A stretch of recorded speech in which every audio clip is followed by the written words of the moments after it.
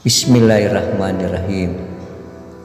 Ikatan Penulis Muslim Indonesia atau IPMI yang berpusat di Makassar melaksanakan diskusi sebuah buku sastra berjudul Kota Kekasih, buah karya Syahrial Tato, seorang penulis puisi, novel, aktor film dan drama, serta mempunyai 11 gelar akademik.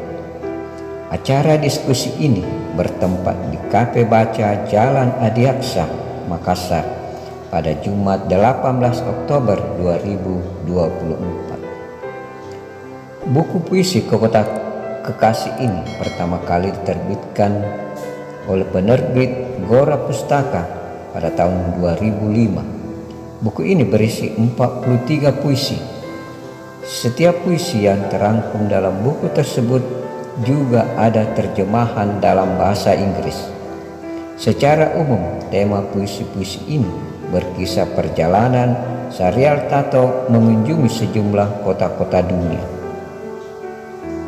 Dalam diskusi ini tampil dua pembicara, yaitu Irwan AR, pemerhati sastra dan teaterawan, kemudian Anil Hukma, seorang penyair dan akademisi. Bertindak sebagai moderator adalah Andi Marlea, seorang penggiat literasi sastra dan pengajar. Diskusi dihadiri sejumlah penyair, sastrawan, budayawan, akademisi, dan wartawan, antara lain Profesor Hamdar Amraya, Mahrus Andis, Dr. Asia Ramli, Is Hakim, Ahmadi Haruna, Muhammad Amir Caya, Anwar Nasarudin, Syarif Liwang, Syahril Rani Patakaki, Dr. Fadli Andi Nasib, Dr. Sab Muktamar, Dr. Sri Gusti, Rusdi Embas, Rahman Rumadai, Damar Imanaku, Aron Awing, Asmira, Jesi Heni Taroko, Yuli, Topan Arif Wibowo, Arif Siki, dan lainnya. Membaca puisi-puisi dalam buku Kota Kekasih ini, para penikmat seperti dibawa ikut merasakan dan menikmati kota-kota besar dunia dan membangkitkan imaji pembaca tentang kota-kota tersebut yang sebelumnya punya sejarah. Tentunya penulis punya alasan mengapa sampai puisi-puisi tersebut lahir kemudian dirangkum dalam sebuah buku.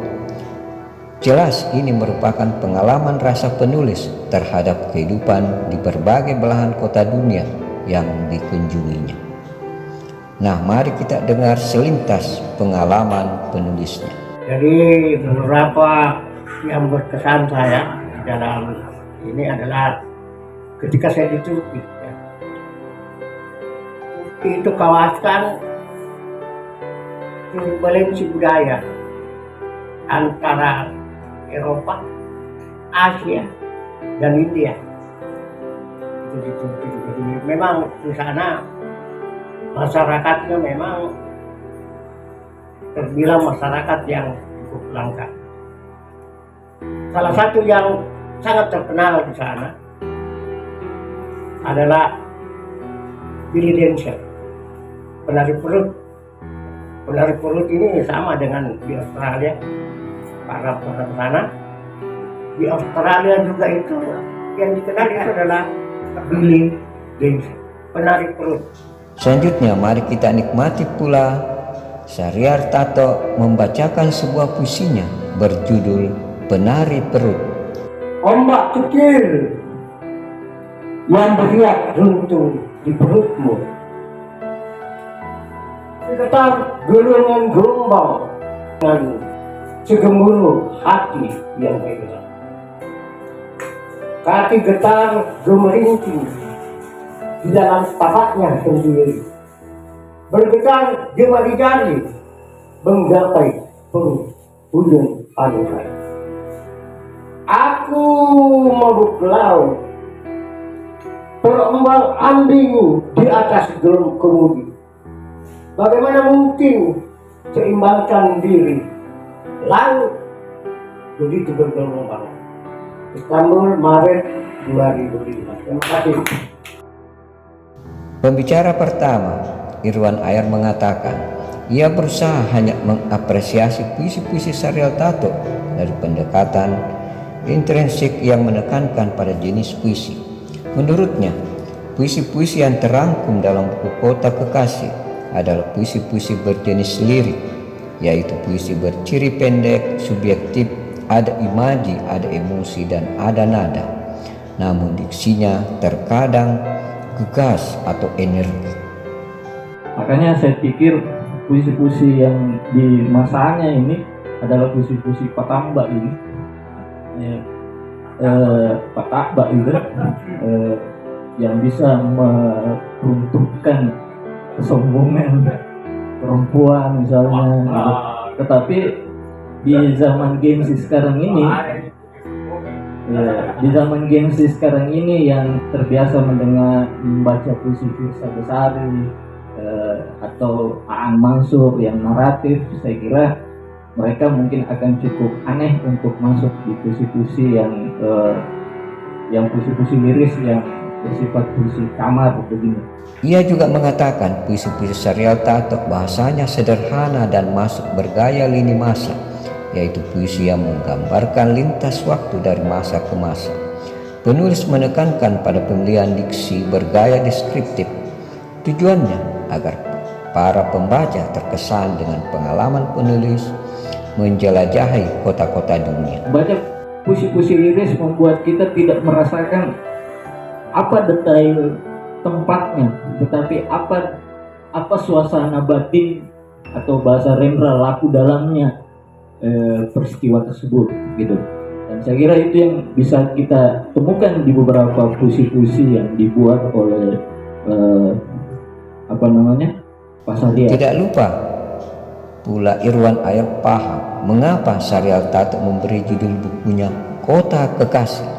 Ia tahu latar belakang perjalanan hidup penulis yang flamboyan. Puisi-puisi Pak Syahrial ini terlalu gegas sebagai seseorang yang memang saya kenali di zaman itu. Pak Syahrial adalah sosok yang sangat energik gitu.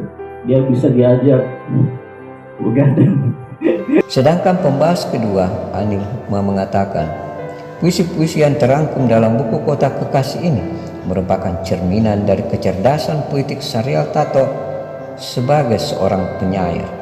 Membandingkan dengan buku puisi lainnya yang ditulis Syahrial Tato, maka dari buku Kota Kekasih ini bisa diperoleh kesan bahwa Syahrial Tato telah mencapai puncak-puncak kepenyairan. Jadi kita hilang dan terbit, ya, kita hilang dan terbit di tengah kota-kota melalui kata-kata. Jadi intinya bahwa dalam semua puisi yang ada dalam buku ini adalah pencerminan kecerdasan puitik dari Pak Syahrial. Saya bercerita dulu sedikit tentang beliau, bahwa saya juga sudah lama mengenal beliau, ya, sejak tahun 1990-an di Dewan Kesenian Makassar, di Benteng, di Gedung Kesenian, dan di mana terutama juga saya masih SMP itu sudah menonton film-film sinetronnya di TVRI. Jadi saya sudah ada di kepala saya, ada referensi kepala saya ini ada namanya Syahrial Tato sebelum betul-betul bertemu dengan orangnya.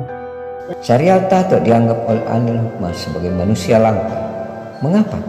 Sekian lama ia mengamati perjalanan hidup Syahrial Tato, ia mampu membangkitkan potensi dirinya di atas rata-rata dibandingkan dengan orang lainnya. Dan saya selama ini memberi kesan bahwa Pak Syahrial ini adalah manusia langka. Kenapa? Karena saya melihat bahwa dia sangat sadar untuk bereksistensi. Saya melihat bahwa sangat tidak semua orang sadar untuk bereksistensi. Dan dia buktikan dengan mulut talentanya sampai saat ini dia tetap eksis di dunia kesenian dan dulu di birokrat sebelum pensiun. Dan memang Pak Syahrial kayaknya memutuskan untuk mengambil pensiun dini karena mungkin terlalu cintanya kepada kesenian. Itu yang saya tangkap. Kemudian saya juga sependapat dengan Pak Ameri tadi bahwa salah satu faktor pertimbangan kenapa buku ini dibahas, karena antara beberapa buku Kak saya Tato yang pernah saya baca, antologi bersama, kemudian ada juga puisinya dari menerbit puisi, dan ini Kota Bekasi dari segi kualitas lebih bagus.